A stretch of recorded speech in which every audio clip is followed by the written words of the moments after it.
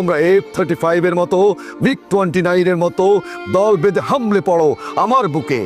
আমার রান থান চক্ষু কলিজা আজ সব তোমাদের গনিমতের মাল। দেশি সুর খুবলে খাওয়ার আগেই আমায় ইচ্ছে মতো ছিঁড়ে খাও তোমরা। দোহাই দোহাই, শুধু মস্তিষ্কটা খেও না আমার, তাহলে শীঘ্রই দাস হয়ে যাবে তোমরাও। তাহলে শীঘ্রই দাস হয়ে যাবে তোমরাও।